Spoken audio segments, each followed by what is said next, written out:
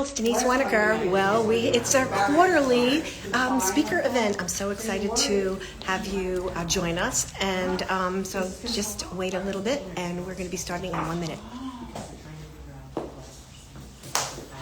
Okay, kids. So happy that you're all here. I'm Denise Winokur, and I am principal of DW Design and Decor. So we're an interior design build firm. So really excited that we're having our quarterly speaker series. Last year we had it every month, and it was wonderful. And this time we decided that it might be nice just to have it 4 times a year, make it very special.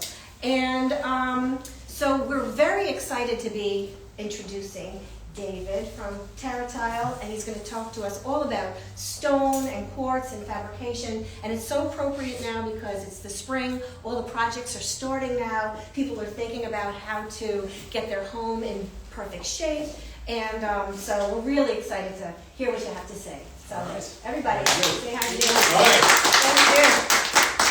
Thank you, Denise. Thanks for having me. This is a great honor, and thanks to all you for coming here and hearing what I have to say. All you people at home, thank you too. I appreciate it. So yeah, as Denise said, I'm Dave Gasch. I'm the owner and operator of Tile and Marble. I have 2 salespeople, my fabrication manager here also, and we're a company. I'm going to just start off by saying my father, he founded the company in the 80s. And primarily, he always told me what we really are, like what our identity really is. We're importers, essentially. That's how he started out. So that's what do we import? We import porcelain, marble, ceramic tiles, slabs of quartz, quartzite, marble from all over the world, from Spain, Italy, from Brazil, Turkey, a little bit from China. Not too much. I feel like I have to say it's just the marble from China right now. I don't import porcelain. I want to clarify that. But it's not marble from China. It's not the marble's fault. The marble just happens to be in the area where China is, and marble's marble. So we import that also. And we have 3 locations. We have our main location that some of you may know is in Briarcliff. We have our warehouse there and our main showroom. We have another showroom in Fishkill, and we have our fabrication shop in Millwood. And when Denise asked me a few months ago if I would come and do a presentation, so I think, well, first of all, I said like, yes, all right, thank you. My ship has come in. All right, cool. I can't wait. Finally, my opportunity to shine is here. And of course, I said yes, please, my honor. But I kind of figured like, what should I focus on? Because tile is a whole thing. We sell just a variety of different products. But I figured the countertop business is a business that I feel like there's a lot of confusion, a lot of different materials that we use, and there's like you have 2 materials, one quartz, one quartzite. They have like the same name, so it is confusing. What application can you use? Where? What can have heat on it? So there's a lot of things that I feel like a little education would help clarify. So I guess without further ado, we could just hop right into it. I'm gonna just go here. I just want to show like first. Let me do the company history. I just want to talk about my father a little bit again because he founded the company. He was born in Spain, and he was born in a town called Alcora, and it was a town in Spain that was close to like the center of ceramic, basically, or an area where there were a lot of ceramic factories. And he had a cousin and an uncle actually owned a ceramic tile factory. So he emigrated here in the 70s. And he essentially started out as an agent for those factories, trying to get local companies or local tile stores basically to import ceramic tile and sell it. And then he really kind of like epitomized the American dream. I always say, like, he rented a warehouse, started importing his own tile, distributing it to customers, and then he rented his own warehouse, and then a showroom, started selling it to retail. And then we built the building in Briarcliff where we are now, and we opened our store in Fishkill. And then when I came aboard in 2000, then we started our fabrication division. So yeah, that's essentially where we are. So let me just I just want to just show them. There's the man right there. That's a picture basically from like the 1980s. And that's me right there. That is a tile warehouse. It's in Spain. And then right over here, that's me at a tile show. My parents brought me in. You can see this old school 80s Spanish ceramic tile. And there's me now at the showroom. Look a little bit happier. I don't know why they made me wear a suit. It was a tile show. I don't even wear suits at tile shows now. But at least I developed the way to just. Yeah. So what I'm trying to say with this, basically, I was born into this. That's it. My dad, when I was basically 10 years old, he had me sweeping the warehouse, stocking the shelf, doing sample boards for our customers, and then I went to Villanova. After that, I graduated, and I've been working in the showroom or the business full time since 2000. So let me just to go to do the back up here. So a little more of the background. So in 1993, we opened the showroom where it is now in Briarcliff, and then in 2000, we decided to start with fabrication. Why? Because we were at that time we were really just selling ceramic and porcelain and marble tiles, and we realized that people needed, when they were doing like a marble shower, they bought like a white Carrera or whatever, like a bathroom out of white Carrera. They also needed like marble pieces, like sills, shelves, vanities, and we figured we could, that's a niche we could kind of get into.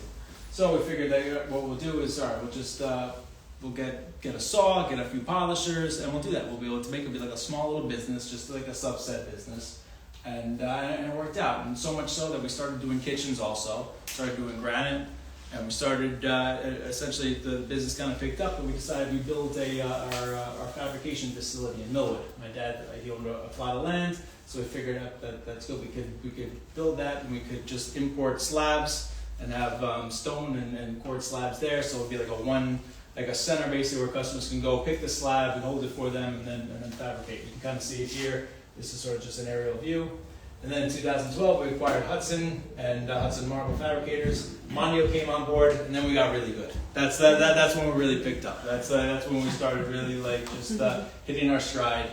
Now we have 2 CNC machines. We have one automated saw. We have a manual saw, and then we have a team of really good polishers, and we have like the best installers. So yeah, that's kind of where we're at now. So now that I kind of got through that, I just want to get into it. So here we are. This is what it is. But I usually tell people, like, all right, people ask me, what do you do? And I say, all right, I have a tile store, a family business, and also a countertop business. People ask, "Or what's big right now? What's popular?" It's this. Obviously, we all know that it's quartz, white quartz. This one here is white with gray veining. The gray veining is maybe a little bit it's kind of moved away from from gray to sort of white to gold, white and beige. But it's always like the white quartz is still super popular. Also, there's like white, beige, and gray. So I just how did that happen? Let me just grab a sample. Excuse me, a sample right here. When we started out, say in 2005, this was the countertop. Yeah, definitely. Yeah. This is granite, the gold colors. People had warm color cabinets. This is what we were doing all day long. Yeah. And then how do you guys think that it switched from this to quartz? Let me just show you, because at the time when quartz kind of first came out, it was this is one of the first sort of colors. It was kind of made to look like granite. This is one of the originals. Mm-hmm. Not really that nice. All right, it's kind of like a speckled look, made to look like granite, but kind of boring. But then I just want to say, in 2000, I think it was 12, this one came out, and this was this was Caesar Stone's first color, the Misty Carrera. I think this is the first quartz color that really looked like white marble. And it was simple though. It was just this speckled look here, or whatever, not really speckled, a little bit of gray. This is really how the entire slab looked. It didn't have all the cool veining and anything like that, but this became really popular because people it looked like a white marble, but it had the durability. You didn't have to be sealed, very scratch resistant. So it was had the look of a marble, but better durability. And but it's man-made, right? And this is man-made. Yeah, exactly. I'll get into that also. But I just want to say, right now, where that came from, but that sort of evolved to, would be essentially this is what we have right now. This is quartz, as it is. It's got a nice satin finish, this really looks real. Like this kind of, when we got this in, this was like fooling us actually. Remember? So it's just getting better and better. I don't know if you can say this one's got like a nice satin finish, but for me, it's hard for me to kind of tell the difference. So that's kind of, Again, that's man-made, right? this is man-made. Like- This is it. Totally design-made, like you're Totally. designing the vein, They, you're designing the color. they design, exactly. Actually, you know what, when I had a video, unfortunately it's not working, but you could actually see quartz being made. But I'll tell you how they do it right now. They take stone, they break it down to like a dust, and they mix it with resins and acrylics. They put it on a bed, and somebody actually kind of creates the vein, because they do the white part first, and then they do the veining, and they kind of sort of lay it all out. And then once they have that, then it goes into a machine that uses high pressure temperatures, kind of really just kind of bake it and get it hard, and then they polish it. So this is completely, they call it quartz. It's confusing because you have quartzite and quartz. Like I get confused also. It's like why did they do that? I think they did that just because. And quartzite is natural. Quartzite is natural. Yeah. Quartzite. So essentially, this is natural. Yeah, and this is man-made. Just to show you, sort of like with. I'm gonna hop ahead here. This is quartz also, so what you can see is everything is factory controlled. It's very predictable. It's actually very good business. It really is, because if somebody saw this sample and wanted to use that for a kitchen, they go actually look at the entire slab, and 19 out of 20 times they're gonna go for it, because it's essentially what this looks exactly like how the sample will look. Versus if I go back here. If you go to quartzite, which is completely natural, it's mined, this has got a lot of variables. There's a lot of chances that maybe a customer would see this, or they just see the sample here, they go view it, and then maybe it's not exactly like what they were picturing. So I'm saying, like, what's great about this is the predictability. Every slab, they don't look carbon copy exactly the same, but it's like I said, it's very consistent. You can use 100% of the slab. Essentially here, you always have customers who kind of want to try to avoid, like this spot here, you might have to waste some, you might need like 3 slabs to do a kitchen that you would normally be able to do with 2 with this.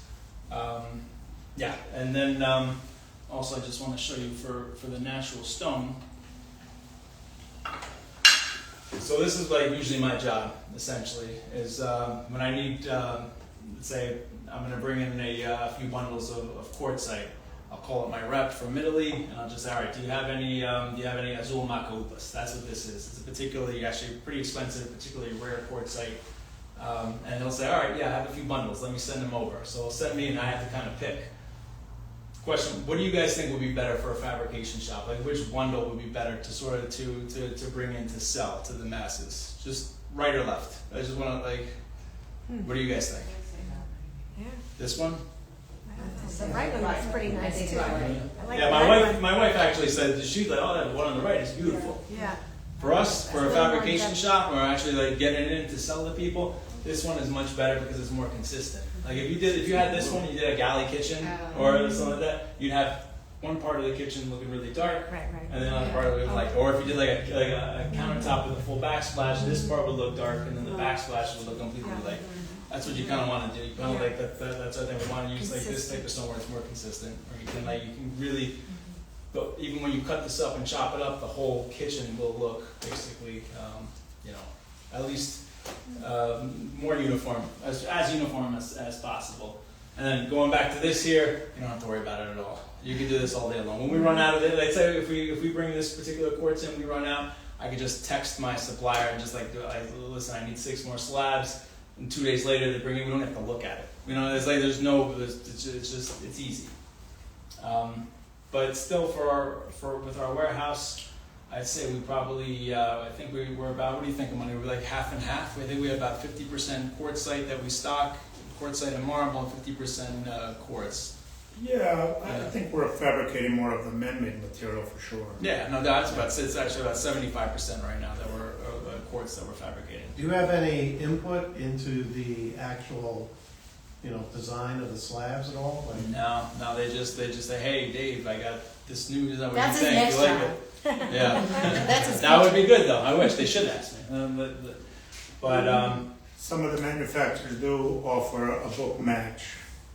right. when they make these Yeah. these slabs, they offer a book match, which you're able to open it up and the vein will match. But not all manufacturers do that. Yeah. So it's manufacturing. And where is the quartz usually manufactured? Usually there's there are a few different companies. There's one Cambria. That one is really the best company. They're out of Minnesota. That's right. They're like So it's American made? not all of them. Actually, that's the rarity. They're like it's great. It's also the most expensive.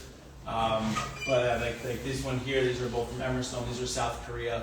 A lot of them are Vietnam.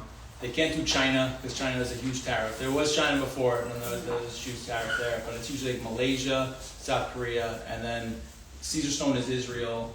Yeah, but then there are like just like two like American companies. All right.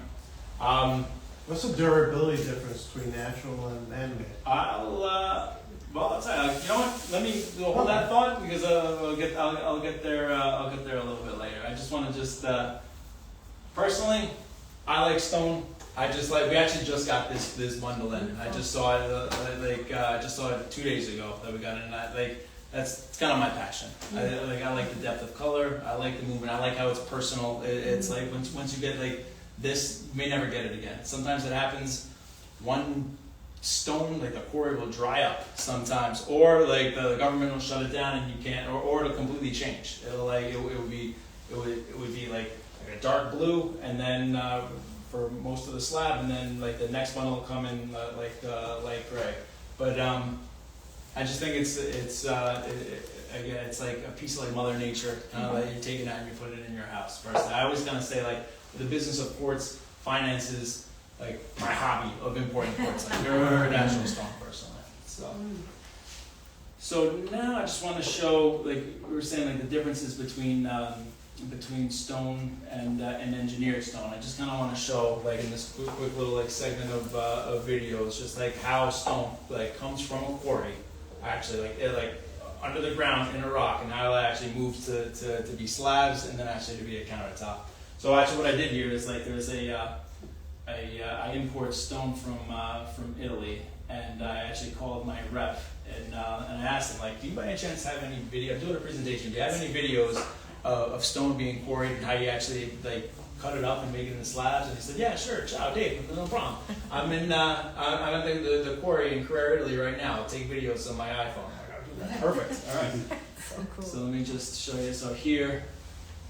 This is Carrera, Italy. You can see the Mediterranean Sea in the background. Wow. This is actually the quarry. This is like used since Roman times. This is the Michelangelo did the David out of this stone. Yeah. Dave, I was driving along the roadway along the Mediterranean Oh, yeah? years and years ago, Yeah. and I turned to my friend and I said, why is the mountain snow midway down? Yeah. And And then it's I saw the stone. sign Carrera. Oh, that's awesome. So cool. Yeah. I just want to go to like. How do you get access to the quarry? Well, for me, if I'm gonna go buy stone, then like they'll take me there and I can actually pick out the bundle. I don't know if they do have tours. I've heard they do. Like it is open to the public. You can actually go. They do tours of the quarry. I'm sure it's just like a little designated area that they show you. Well, that's probably the most famous quarry in the world. Yeah, and this is I'll show you. So this is also, let me just, so this is it. They blast in the blocks, cut it up, and they put it on the back of a flatbed truck, and from there they drive it down, and essentially stone like fabricating companies buy the blocks from the quarry. Yeah, but it's pretty. And then I guess I could sort of hop to the next one because I just want to show you on this. This is a few miles away. This is the Calicata quarry. You can actually see they actually went inside the mountain. This is Calicata stone. You can see the gold. Now when they come, it turns around here. This is quartz. This is like a different. Like you can see, like this one here is just white and gray. Right. And then if I just want to go back there. So it's like different parts of the quarry will have different colors. But yeah, can you imagine the engineering that it took to actually hollow out the mountain? Isn't that cool? Yeah. So quartzite is marble, right? Quartzite is marble. This is marble. Quartzite is done exactly the same way. It's exactly the same. It's just the same. They cut into the stone, into the mountain. They blast out those giant blocks. Basically, they cut it up and they polish it. So Is there. quartzite and marble the same thing? Quartzite or and no? marble. Well, no. Well, they're both stone, but like they're both in the genre of stone, but they're different types of stone. Yeah, and I'll get into that. All natural stone it's taken out of the ground just like that, the same process. Right. But quartz, the first quartz, that's the man-made engineered Right. stone. Yeah. That's the one that it's made where the stone is crushed and the Yeah. acrylics and all of that, different. Yeah. Now, there's a quartzite, which is a natural stone, Right. like that blue stone that you have, Mhm. that's a natural stone, and that's taken out of the ground just Right. like that. Right. Amazing. Yes, okay, so here, this is, so once they've kind of blasted the block, here you can see it. That's like again, a Calicato block, so it's like the size of an SUV. Hoisted on a Isn't that crazy? Yeah, and then here, they take that same block and they basically put it into a big slicer. And since I've been in this, it's so loud. It is like the loudest thing. So it's like a potato, so it's just cutting it into 1.25 inch slabs. And then when they take that there, it's the same, this is the same stone here. Then they lay them on a bed and separately polish them. Yeah. That's it. And then, so it's like, after that, they'll send me the picture and it'll say like, hey Dave, you want to buy this? And if I say yes, what happens after that? We load it up on the container. You can kind of see it here. It must be shipped, right? What's that? On a ship. On the ship, yeah, we load it on the container. You can kind of see it there. So it's like, and then this particular container, it doesn't have a top to it. It's just got a tarp. So like these special containers, you guys pay more money because you can't actually stack anything on top of it. And then when just want to like see. Do you bring in full containers? Yeah, full containers. You can say this is basically it. Each bundle here is about 8 slabs, and it's usually about just about 7, 8 bundles that'll fit on a container, and that's it. So you can kind of see how much empty space there is. Tana, you're gonna go down there and pick out your slabs of the Taj Mahal this week, right? No, Taj Mahal, great. That's a great stone quartzite. And then from there we have an overhead crane. We take it, we put it in stock, and we show people, and hopefully they like it. What are the size of the slabs that are in there?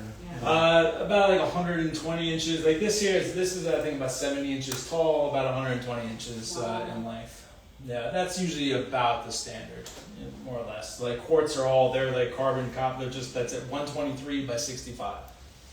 Now,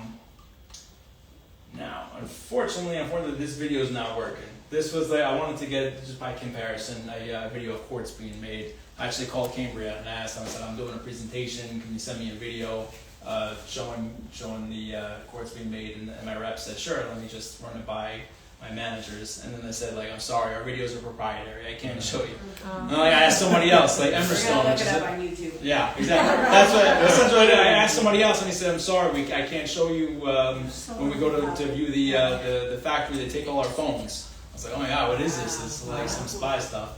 So this is a video, I just Googled this. I Googled quartz being made. You guys can do that. Essentially they show it. They basically show stone like this being broken down in like a dust. Almost like it's like sometimes it's coarser, sometimes it's finer. They mix it like in big vats. Basically, they mix it with acrylics and resins, and they put it on a flatbed. They compress it and then they polish it.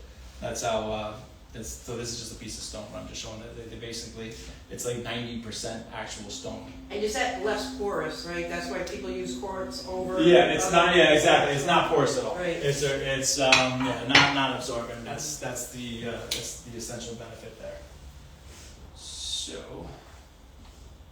So you're going, all right, so stone selection. So it's like when people want to do a countertop, I always say, like, what's our... All these people. All right, you're even in there. I know.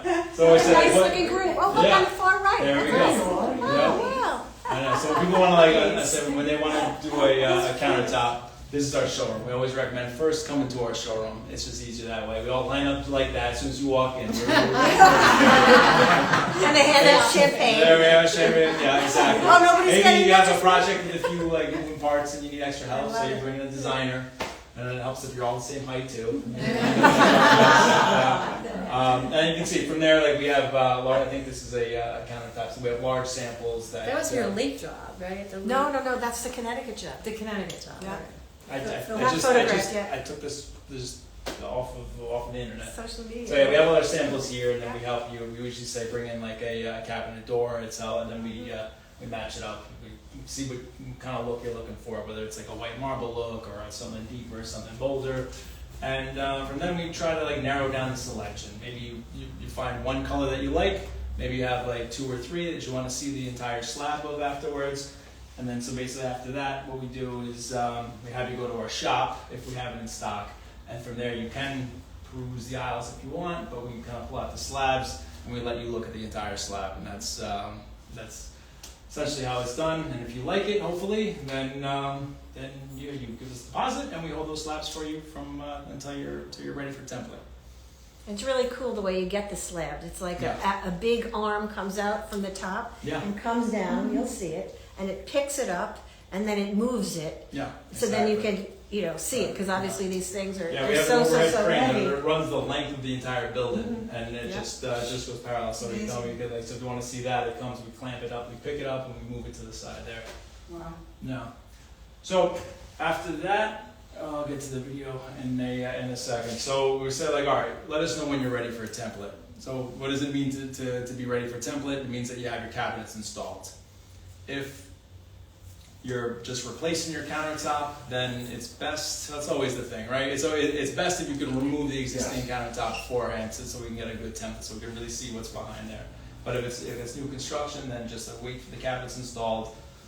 Don't rush it. Sometimes people want us to somehow get measurements before the cabinets are installed, but no, we wait till you're ready.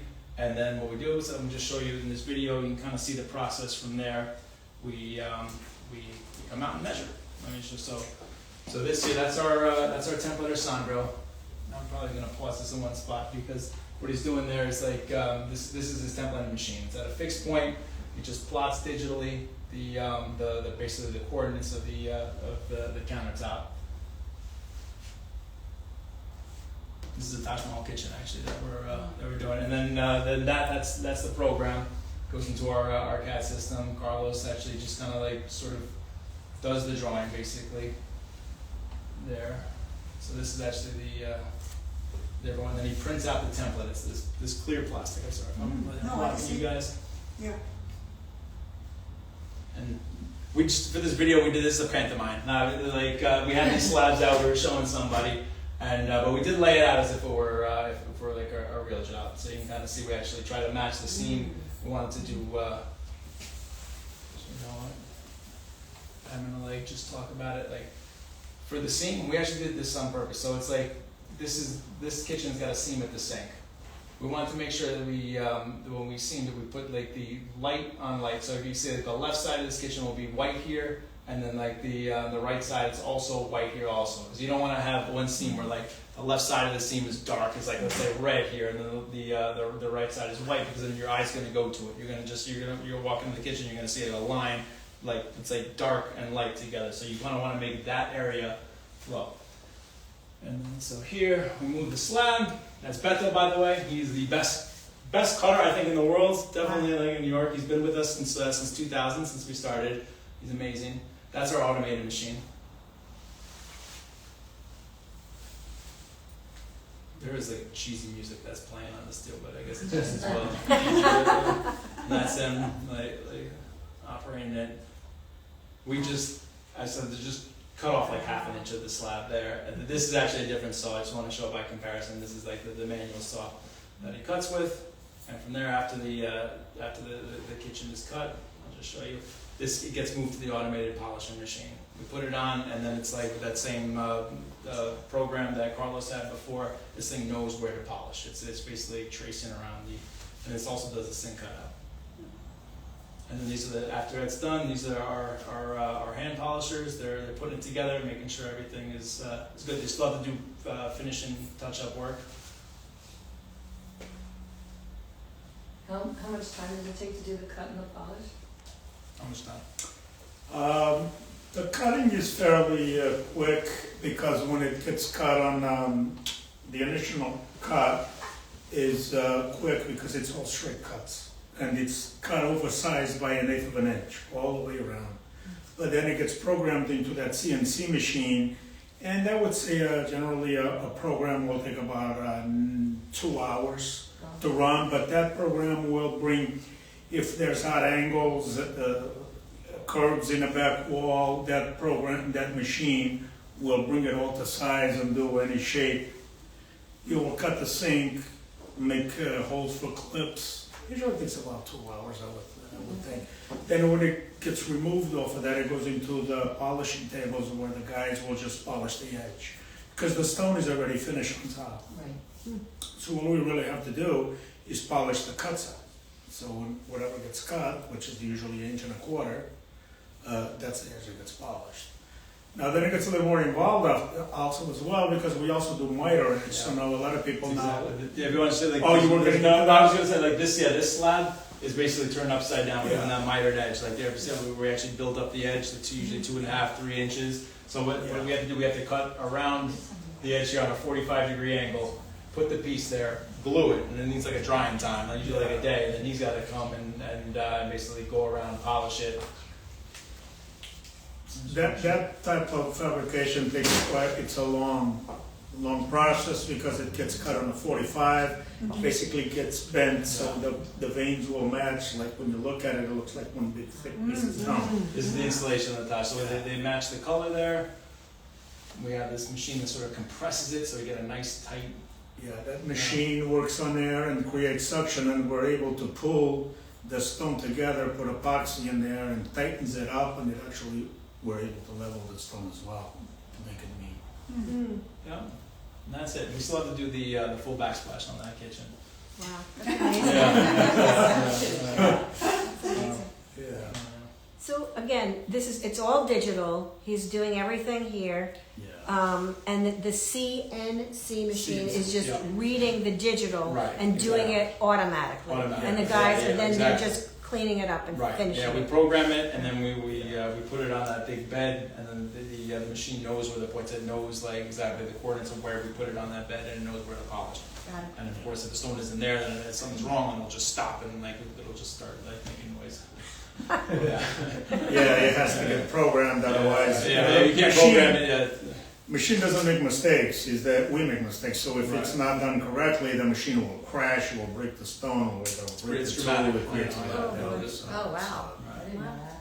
Huh? I didn't know that. Oh, yeah. Yeah. So this is actually that same kitchen that you just saw the guys installing, and what Sandra was templating there. This is the layout. So after we do the template, we ask the customers to come back and actually with the template sort of piece out which parts are going to be where. We want you guys to be happy. We don't want any surprises when we install. So this is it essentially. So you can see here, this piece was too long. We had to seam it, and we always usually they seam it anyway, especially if it's a farm sink like that. But again, we had to like line up the color, make sure like this part of the seam color-wise matches up with this. That's really the most important thing.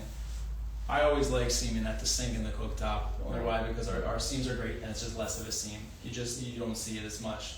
Our epoxy, there's no real issue with water or anything. Our epoxies are amazing, so it's and of course structurally for transportation, it's better to put it there. Here, this was the island. Sorry, you want to say that? Oh, go ahead. No, this is the island. I asked, that was Natalie in the video before, so why did the customers want to move it here, not here? They said that they wanted like this little spot there, they liked it, so that's it, that's on them.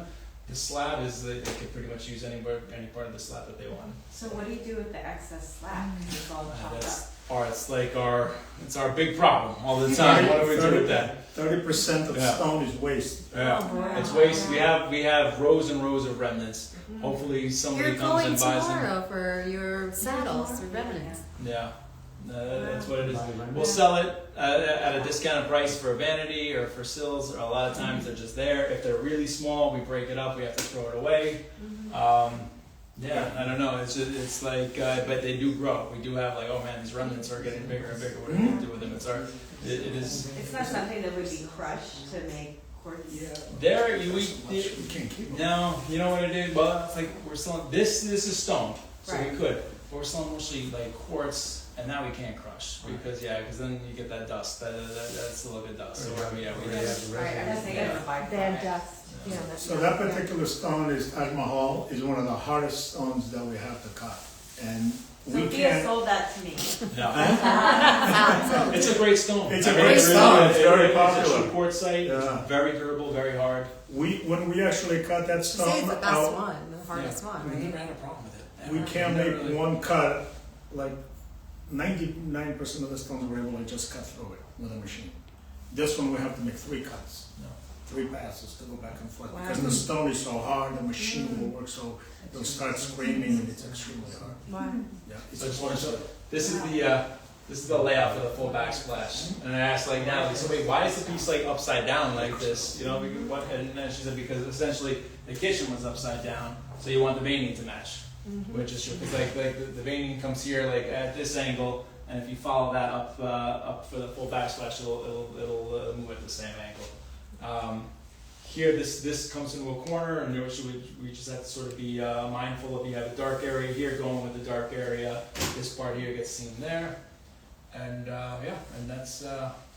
And this is so important. Like I do this for absolutely everything. And I was just here a couple weeks ago with a kitchen that I worked with you guys on, and Natalie and I spent an hour and a half because we wanted to have the veins go in the proper location, in the proper direction, pointing at the different I know it's tedious. aspects exactly. of where Right. everything was laid out, and it turned out gorgeous. Yeah, So it's the planning is so important. I mean, No, it makes seriously, all the it's- difference. absolutely. Huge. And it's Yeah. the veinier the stone is, the Yeah. the more difficult it can be. Yeah. And we like it when people come over to the shop and pick the colors and talk to us what they like and how they want. We want you to know what you're gonna get. We don't wanna bring the kitchen to your house and you're having a surprise. Well, this is not what I want. Exactly. Yeah. You know, Right. because what we like, or we may think that's really looks good, it might not be the same thing that you have in mind. So the more we talk about it, the better off both sides are. So this is 2 kitchens with a full backsplash, which, by the way, the full backsplash thing is just blowing up like crazy. Yeah. It just seems like, I don't know, it seems like basically Every half the kitchen kitchens we almost. do. Everything, I think, but like, I was saying half. But It's a lot. Like, It's yeah. just- It's almost getting to the point now where it's like, if people don't want to do the full backsplash, you have to kind of ask them, like, are you sure? Because sometimes we get into a situation where it's like, we have a certain amount of slabs allocated for them, we sold the other ones, and then we go template, we're going to do it, and then they say, oh, I was talking to a friend, I want to do the backsplash now, I saw it, I looked at it at a house, and I'm like, oh, shoot, now we got to like get a different stone because we already had these slabs because they have to match. So you can see here, like, this is a full backsplash. One thing also I want to say with the veining is, for us, terratop, we like to keep the backsplash veining going in the same direction. You can kind of see this countertop was cut, this piece was cut above it, the veining lines up, it's all going this way, it comes around. Here it doesn't quite line up, but that's okay. It's like just the laws of physics of like time and space. It's like this, as soon as you turn a corner, the veining can't exactly line up with this unless you're going to change the direction. One of these has to change. Let the full backsplash sort of be the focal point, because that's what you see most. Here it was easy. It's a solid, just white quartz countertop. This is a marble backsplash. Again, both sides go in the same direction there. Actually, That's interesting. Yeah. that they Yeah. mixed it, quartz and quartz. yeah. That's I mean, you can definitely do that if you have like a solid color like countertop. You can do. You don't want to have like too busy like things fighting each other. But if you can see this is just solid white, I think it does kind of look nice when you've got like a busier backsplash. So there's some movement versus like solid. I just also wanted to show here. This is Emmanuel made this up for us because again with the backsplash here, we just like to show like it's always this is let's say a very linear stone or quartz. It's always better to keep the backsplash part going in the same direction. Even here, if it doesn't line up perfectly, that's okay. Yeah, so I just want to say something about that. So as fabricators, we don't like seams either. You know, people think, oh, why do I have to have a seam in my kitchen? Well, there's a lot of variables for that. First off, is the size of the material, because it only comes in the width and the length. It's what we have to work with. And then it's the size, the length of the kitchen. So a lot of times we will need to have seams. And people get concerned, well, why do I, because we end up suggesting a lot of seams at the sink. So people get a little nervous, well, I don't want a seam at the sink. The seam, being in the sink or being outside of the sink, it doesn't really matter. Because what makes a seam really solid and really not move is not the countertop, is the cabinets. The countertops are only as good as the base. If the base moves, if the cabinets, the contractor gets there, puts a couple of screws here and there, and they're not level, they're not shimmed properly, well, after we put our countertops in there, they're heavy, and with the time, the cabinets will give. Seams will break. And it doesn't have necessarily to break in a seam, it can break anywhere, it can break, the stone can split anywhere. So the seam at the sink, the water, it doesn't affect anything. We recommend them at the sink because you'll end up with 4-inch seam in the front and a little bit in the back. If you put it on the side, it's a 26-inch seam, it's more visible. So that's what it is. And then as far as the backsplash is concerned, yeah, we recommend to have all the veining because it's visually, when you walk in the kitchen, you really don't, the countertop is sitting down, but you're really looking at the backsplash. Yeah. You know. Actually, I just want to show too.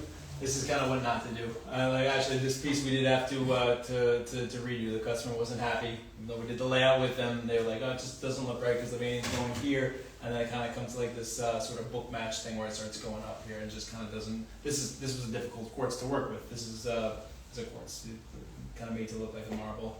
Here also, this customer did pick this out. They liked it that way, but again, it's kind of not.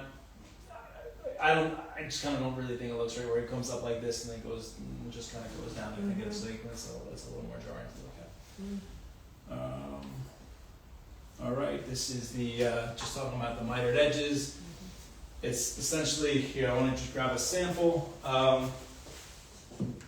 What you saw Benicio doing there before when he was cutting the thing, and miner, we had it upside down. This is what it is. We cut on a 45 degree. We cut the next piece right above it, right at the same, just like right there, so the veining follows. We glue it together. This part sits on the island. Here, if there's an overhang for seating, so a lot of times we have to put a piece underneath. So it's actually an extra piece that gets sort of glued underneath. So when you feel it, it doesn't like feel weird, like a big hollow spot underneath. Here also, you kind of see it's kind of nice with the veining, sort of just follows the edge. Really popular. We do them mostly for islands. Some people decide to do the entire perimeter countertop that way also. We charge $45 a foot. It does make the fabrication time a little bit longer also. But if you look closely at that, you can see that the lines and all the veining match. So basically, you just took the stone and you kind of bent it, so it looks solid through. Look at that island over there. It just looked like one piece. Wow, that's amazing. Yeah. So when the vein flows like that. Block there. No. What's that? No, So this here, whoops, excuse me. Is that waterfall look, Yes. is it going out of fashion? I heard. No, it's more and more popular. Is We're it? doing waterfalls all the time, yeah. Really? Yeah. Oh, yeah. This here, we cut the slab, and this is like also like right next to it. So it looks. This is Cambria, by the way. Cambria is sort of like the cutting edge of quartz. They kind of do the best colors, movement. But it looks nice when you have the veining kind of spill over the side, and it's like a waterfall. Also here, there's this one here, just talking about book matching. These are actually two different slabs. What's that? No. These are actually two different slabs. Customer wanted a waterfall. It doesn't fit all on one slab. So essentially, we just cut to the edge of this. We cut to the edge here, and you can see when you put them together, you get this kind of look. Yeah. So, yeah. That's natural stone. That's gorgeous. Yeah. I just want to go back also with this one here. A lot of times you got to choose. You can't match up the veining on both sides because you don't have enough space on the slab. So you have to kind of choose which side will the veining follow the edge. Here, of course, you want to have the cabinet where it's extending to More the visible. to the family room. You can take a picture of the other side. All right, going through. Just one going with a full backsplash. These are actually two different. This is Cristallo Quartzite. This is Taj Mahal.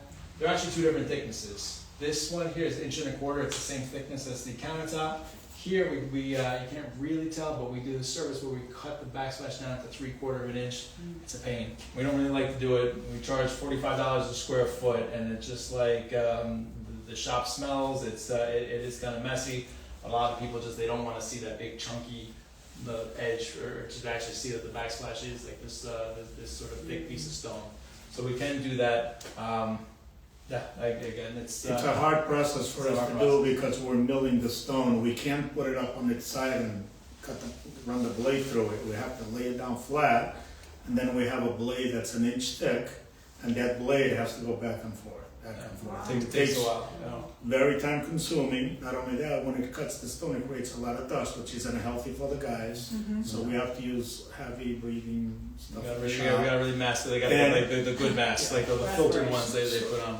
You So saw it in the video. people say, $45 a square foot. It really doesn't, it just covers our cost of the machine going back and forth. And we do it but we really don't want to do it, and it's better for us if it would stay an inch and a quarter. By the way, this is a mitered edge. We didn't do this. This is a stock picture. It's a porcelain. This is what it looks like when you don't have the veining follow, when you don't actually cut the edging piece right next to the countertop itself. Not quite as nice. All right, so now I just wanted to talk about the different materials, the pros, the cons, the benefits. First, there's marble. The benefit of it really doesn't really have a technical benefit. It's just the look. I mean, you get this beautiful white background. It's gorgeous, bold colors, but there is no real the people who kind of get actually like a marble countertop are the ones that really just, they don't care. They want the look of it. They want that calicata. It's a prestigious stone to have. But yeah, it's got all the cons really against it. It can scratch. Well, you know what? Let me do that. I guess I'll first keep talking about benefits. But it's really, for us fabricators, it's easy to work with. It cuts well. If it gets chipped, we can repair it easy. Like I said, epitome of timeless beauty. But the drawback. Does anybody know what the real drawback of marble is? Well, It stains. yeah. Not so much though. We have a really good sealer that prevents that. But the real problem is, it reacts with acid. It's kind of that thing right there. A lot of people call it a watermark. Anything acidic that sits on marble will actually burn it. And then if it's a polished finish, you can see like an actual dull spot in it. Even if it's a home finish, if something acidic, and everything's acidic, really, for like everything like lemon, Coca-Cola, you name milk isn't acidic. It's like the only thing. But yeah, you see rings they show up. I know like the Inner Pound Ridge, they have a beautiful calicata marble bar, and I go in and it's a home finish. But man, like when I see in the light, it's like Ring City, like the whole thing is just like, it's kind of cool. It almost looks like it's a pattern in the marble because there's just so much. Like just basically every drink that goes down on it, burns the spot. And it can stain. I mean, it is a little more susceptible to staining. It can scratch easier.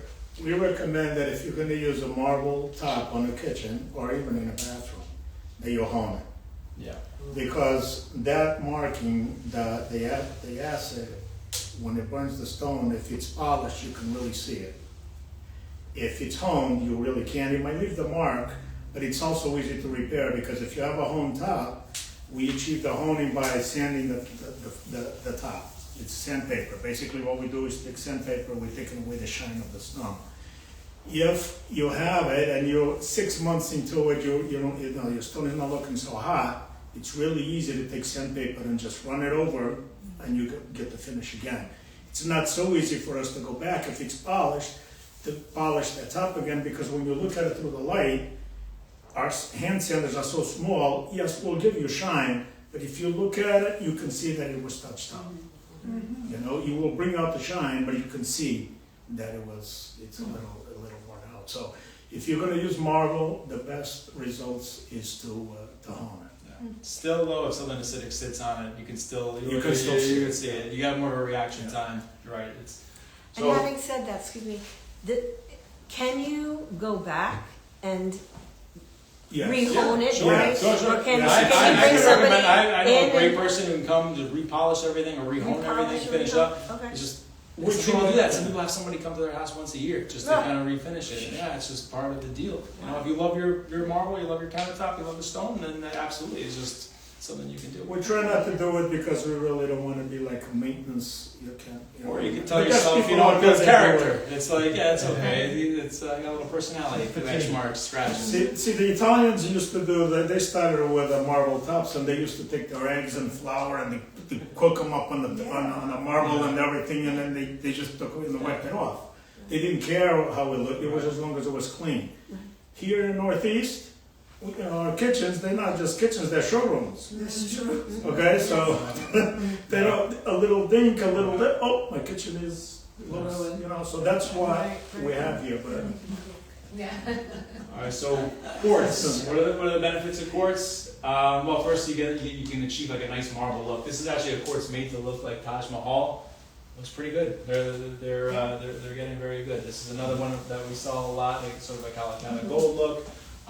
Very scratch resistant, completely stain proof, especially if it's like if it's a polished finish. It just wipes right up. And again, that doesn't have to be sealed. And like I said, also very, very consistent coloring. What's the cost difference? Cost difference depends on the stone and also depends on the quartz. This one here, this is usually run between like, I could run 80 to like 140 a square foot. Actually, we have some cheap quartz. We have some quartz for the $65 a square foot that we can install. So it does like 65 to like 140. Cambria that I mentioned before, they can be in like the $140 range. That's about the max. Quartzite, that can be usually between like 80 and 130 a square foot, generally speaking, unless it's like a super rare quartzite or we're trying to get rid of some color that it's. So you're not saving money. No, it's definitely you're not. Really, the cheapest thing we have right now is granite. If you can, because you get like a real cheap granite, we could do that for like $60 a square foot. Again, there might be we do have some less expensive colors, but generally speaking, just no, quartz is not less money. Cambria is a great company though, and they are the best. And what happens with Cambria is this: if you damage your countertop in your house, something happens, you break a corner, or it's damaged. Cambria doesn't want us to go out and repair it and fix it. They will come out to your house and fix it themselves. Yeah. They guarantee it for life. Yeah, that's good. Yeah, all you have to do is It's call. easier on us. They don't even want us to call them. They want the client to call and say, we have a Cambria countertop and it needs to be repaired. They will come over and fix it. Alright guys, so what's the big drawback to quartz? What's like there's one that kind of everybody knows. It is kind of like it's a deal breaker for some people. Does anybody know? It can crack easily? No? What's That's the good. question? Anything? I'd love to answer. What's that? I'd love to answer. You can answer. What was the question? Oh yeah, what's the big drawback to quartz? The big one. The big one, the one that. I can't answer that because I know it. Alright, go for it. I'm gonna tell you in 1 second anyway, so you might as well. Like, what is it? Well, the heat. Yeah. The amount of heat that you can put But on it. why? What would happen? It could melt. Essentially, yeah. We've never had that happen. This is what we're trying to avoid. That's what happens if you take a hot pot. Wait, what could potentially happen if you took a hot pot? And I think this looks like a cheaper quartz, by the way, just like by the speckle. But yeah, that can happen. It's got the resins, the acrylics that we talk about. They can burn. Essentially. Dave, I don't know if you remember once when I was selling Caesar stone, somebody put crazy glue on it and ate right through it. Oh, yeah. Wow. I don't know. Oh, boy. Something Well, they've come a long way now, but yeah, but it's not just warm stuff. That's hot. That's scorching Right. boiling Coming out. water, take it off and put it on. Yeah. Because they're all can't heat go in the resistant. oven and put it out. But So, yeah, it can be damaged. So we don't use it for like wood burning fireplaces. We do use it for gas fireplaces. We haven't had an issue since we've been doing that. We did have one situation where on a wood burning fireplace, the top header part got yellow, so we stopped doing that. Definitely don't like replacing fireplaces. Home finishes, they were making home finished quartz for a while. They kind of stopped because it's a little harder to clean. It's the polish wipes right up. This one here, you got to use soft scrub with bleach. Your paper towel doesn't glide across as easily. You get little scuff marks like this that are just a little harder to wipe up. And so you can't alter the finish. If it's polished, it's got to stay polished. We can't like home a polished quartz. Or difficult to repair.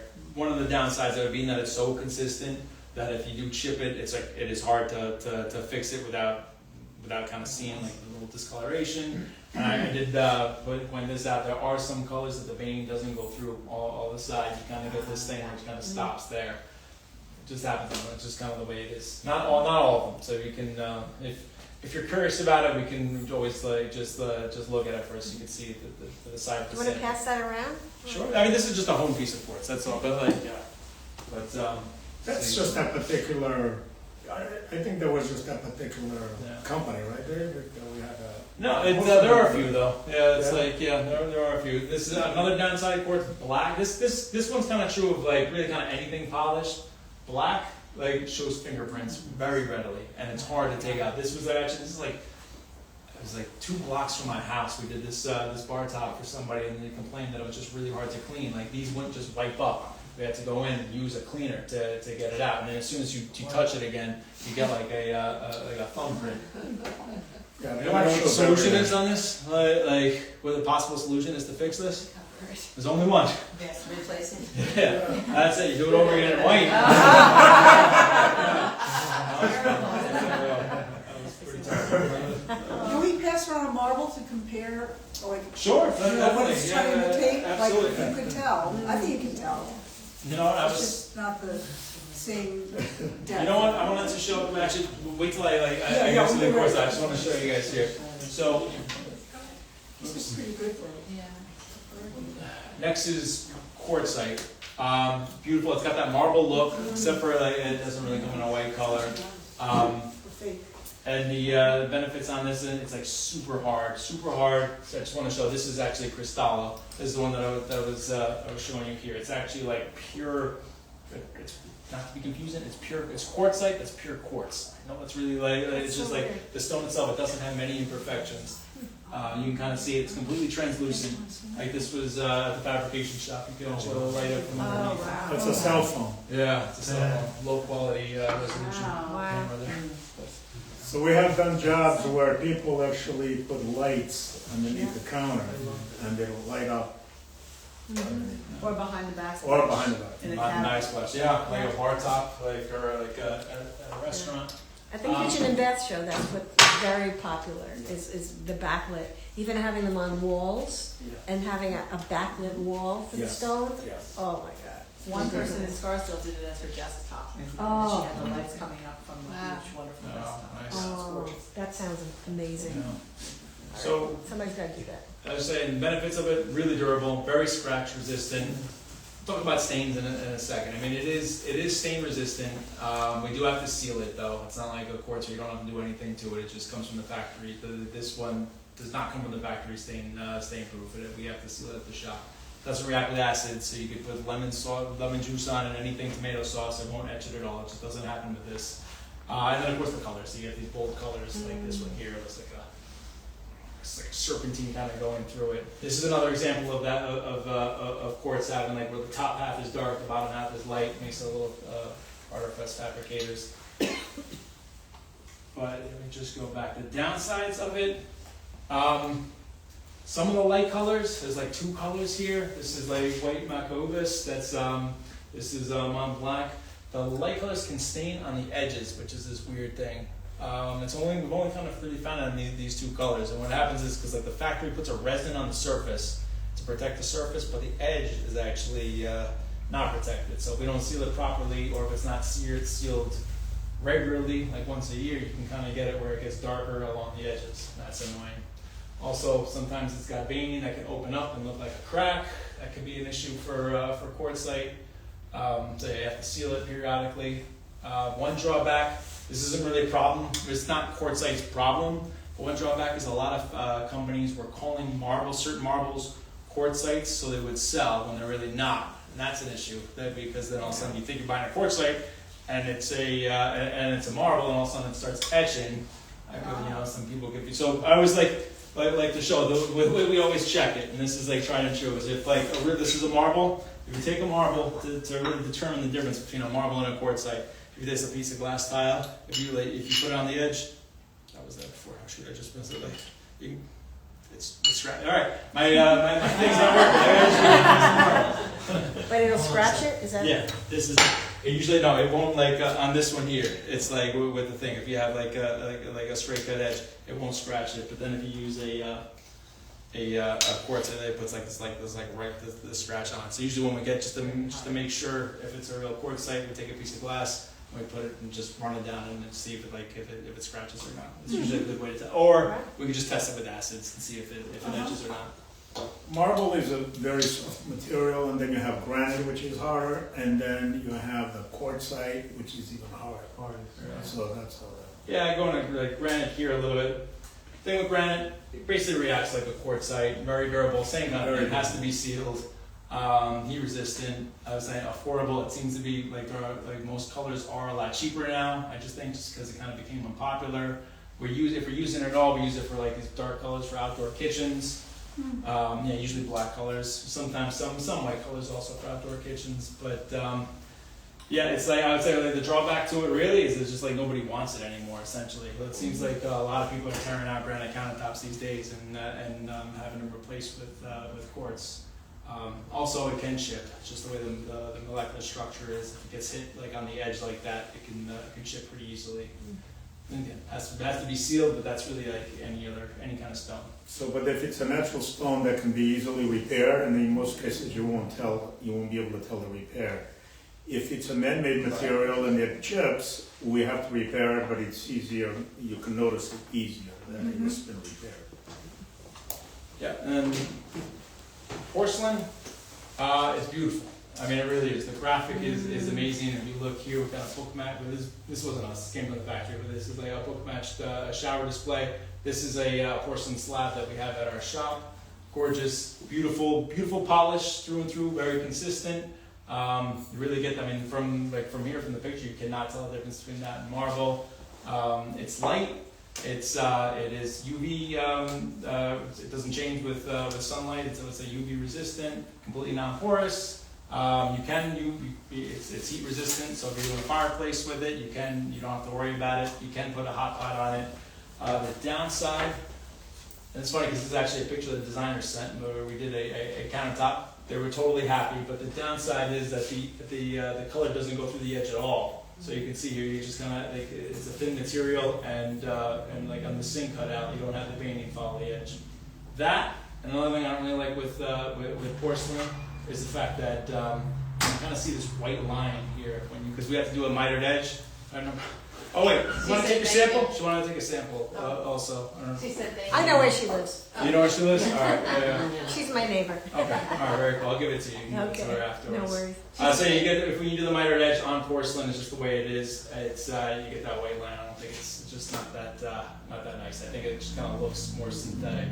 That and it can chip easily when we're fabricating. And if it chips, there's like nothing we can do to repair it. It's like it's just done. We gotta like just start over again. What's the price point on the porcelain? Porcelain is a good question. It is the material itself is cheaper. It is it would be like we charge like 84 a square foot, so it is cheaper, but it's like it's a lot of work because we have to do the mitered edge everywhere. Now, 84 includes fabrication? Yes. Yeah. And installation. So essentially, And insulation. We do a lot of shower walls with it because it's nice. It's thin material. You put it right up. We could use like the metal strip to cap it off. I mean, it's great for showers because you don't have any grout. You have a nice real like marble slab look. And how big are the sheets? 123 by 65, actually. So yeah, you can. You know what? I'm gonna actually jump ahead real quick, just like while we're doing that, because I just want to just to show we did this. This is a shower wall installation we did, and we like that thing I was talking about with with the veining on for kitchen backsplashes. I think for a shower it does look nice to do that, where you have a book match. We did these two different slabs.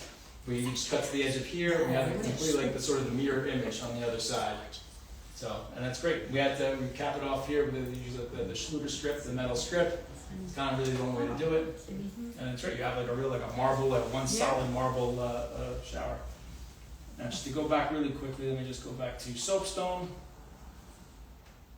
When I was doing this presentation, I almost forgot about soapstone. I know I could. I mean, personally, I love this stone. I think you get that real like the American farmhouse, like Revolutionary era, with like using like a farm sink. I think this is just a great option. It really is just like a good historical stone. I've heard it called America's stone before, even though there are some of it does come from Brazil. But yeah, it comes in really like this kind of dark, like sort of gray, greenish color. It's nice because it's actually soft. It's got kind of a weird texture to it. But it is like the one stone that if you drop the glass on it, you have more of a chance that you actually won't break the glass.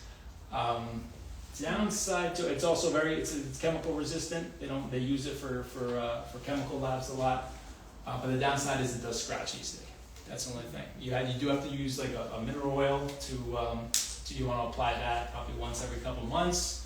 The more you apply the mineral oil, the stronger it is. The mineral after a while builds a patina, but like it is one of those things where it's kind of like you get that installed and it's sort of your baby. You want to you kind of have to take everything off the countertop periodically, put another coat of oil on it. But people, they don't want to hear that. They don't want like you don't want like It's you don't supposed want to show its wear. Yeah, it's supposed to show its wear, to- exactly. yeah. Organic, Yeah, you know, it's right. like, yeah, that's a part of your family. Doesn't grow Yeah. bacteria. Doesn't grow bacteria. Yeah, I mean, it's pretty. It's cool. I mean, I love it for like laundry room tops. Yeah. I mean, actually, I could show you. You know, I do have a piece. If everybody like right here, just to, like this is a piece of soapstone. Again, it does even like my wedding ring. Like you can see that you can scratch it easy. The way to like sort of take it out is you just put like this is mineral oil. It's easy enough. I don't splash mineral oil all over myself. And I need a paper towel or a napkin. Yeah, no, I'm on it. There. Put it in.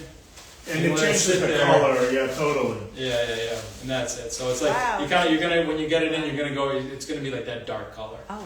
It's got nice like white greenish veining running through.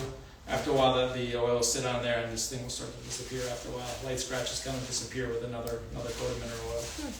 If you Where's put the 2 or soapstone 3 from? coats of It's a mineral lot of oil, it's the from New store York. will Actually, Vermont. like A lot, but there is some that comes from Brazil. Saudi Arabia actually has some of it too, but mostly it's exported in the U.S. and Canada. So that's what's nice about it.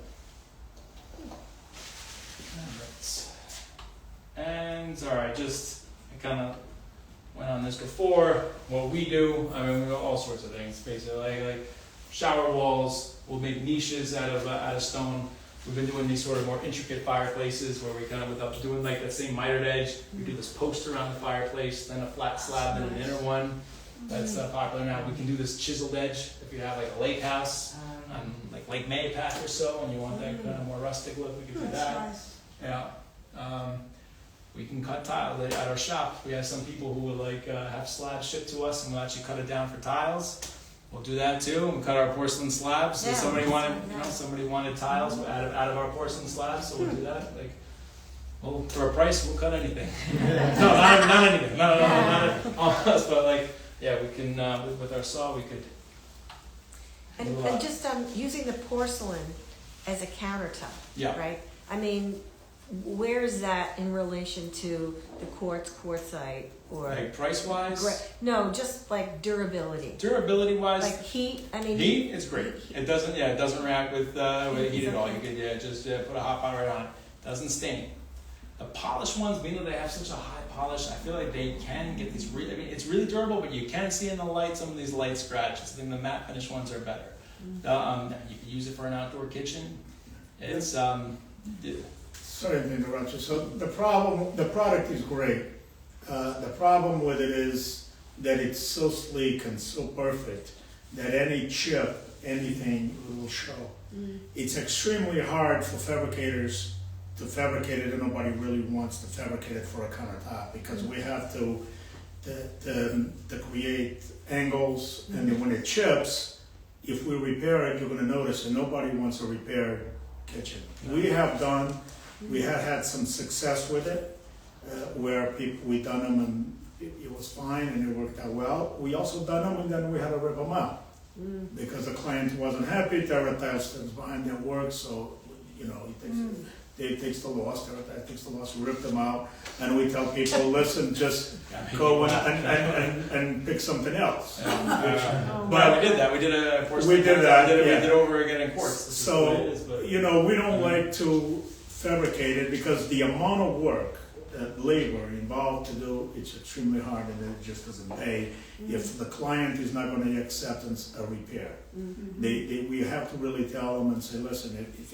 it's going to chip if it's going to chip, you're going to have to accept the repair. And then nobody wants a repair kitchen, a repair top. They say we're paying a lot of money, and we know what. So just going back, like other things we do at these trough sinks. Hey, we do that from time to time too. It's a lot of labor here. This is basically all like mitered edge inside the sink. There's like a linear train there where it sort of pitches back. There's a skirt piece that's held up by brackets. This was a cool job we did. It was a mitered edge, and we actually did an inlay out of marble. This was the designer's idea. That one kind of came out pretty cool. Yeah, so that island is extremely long. If I'm correct, it was like 140 inches long, so there's no slab that long. So the designer wanted to extend the island, so what we did was we created an inlay, that white piece all the way around. We used the whole slab, and then we added 6 inches on the side, so it became a really cool job. Oh, that's smart. Yeah. Good idea. So just future, what do I'm sort of predicting? Definitely, we're kind of moving away from like white and grays, going to more like warmer tones. I said that before. This is actually quartz, and this is a new color that just came out. So quartz is basically trying to sort of mimic quartzite with the bolder patterns, even with the unevenness in the design. Personally, like, I think that, I know this is a pretty hideous picture, but I think that we might start seeing like fabricated stone pieces in other areas besides kitchens and bathrooms. Here's a living room, maybe it's a showpiece like for on one wall of a dining room. Here, like this sort of project here, we actually sort of surrounded a vanity with stone slabs. For outdoor use, Caesar stone is coming out in about a month. They're coming out with 10 colors. They have 3 colors now that can be used for outdoors, and now they're coming out with 10. So they kind of want to get into the market of outdoor kitchens, because outdoor kitchens are We did more that, popular. that one? No, that's a Caesar. I just took Caesar stone's picture Oh. right off the. You did the one on the left? Yeah, it's nice, right? I wish. The one on wish the we left, did I know job. that. Yeah, we did this. Yeah, that This I we know. kind of saw before. I was just saying, like, for full backsplashes, it's people are now kind of going up the whole wall all the way to the ceiling. It's not just like this area anymore. We've had a few jobs where it's like the countertop is like 2 slabs, and the whole backsplash is just wall everywhere, and it's like 4 slabs for just backsplash. So I'm just saying there's been more and more stone use. No, even though that we didn't do those jobs, we can do them. We can do it. We can totally do it. Yeah, absolutely. It's a nice picture. I just wanted to put it up there, like the blue water. But I yeah, love it. we could have totally done that. Absolutely. This is actually coming. I'm actually just about to sign the deal. We're going to get some porcelain slabs, 3/4 inch, where the veining does go through all the way. That's like the newest thing. And that should be pretty cool, because this you could use just right for the kitchen countertop. Don't have to do a mitered edge. Again, it's a matte finish, so it's a completely heat-proof, stain-proof, scratch-proof. Really no downsides. Yeah, game changer. Yeah. Yeah.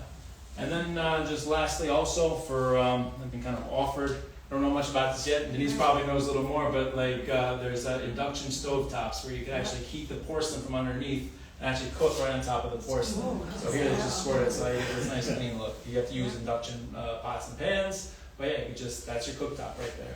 Wow. Yeah.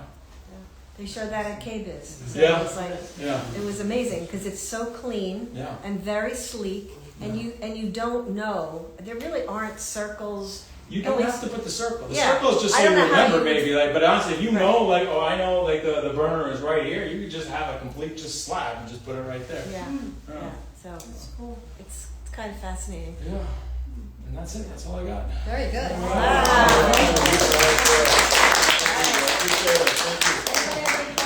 Yeah. Oh, yes. Tell me. What's terrazzo?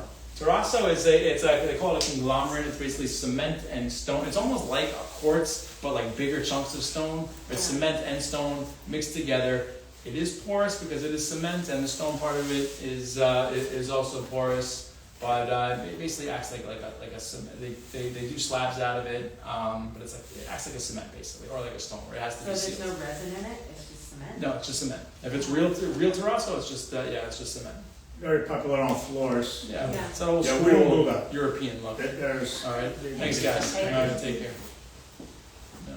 Wow. Outdoor? Is it Yes. outdoor? Outdoor, we use outdoor, absolutely. Yeah. Awesome. All right, good. All right, thank you. Maybe if anybody wants to look at the stones, Yeah, if you you want want to to pick take them some, up and look I at thought them, the you I was know. going to etch it, but I was like, it's not necessary. You guys get it, right? Well, thank you guys. This was amazing, and this is why I love working with you guys. Sure. I mean, like, How you doing? I just love all this stone and everything. It's unbelievable. And then you helped all these people. Oh, yeah. Thank you so much. So- I appreciate it. Hi guys. Thanks for coming. Bye-bye. This is cold out. No, this is a quartz.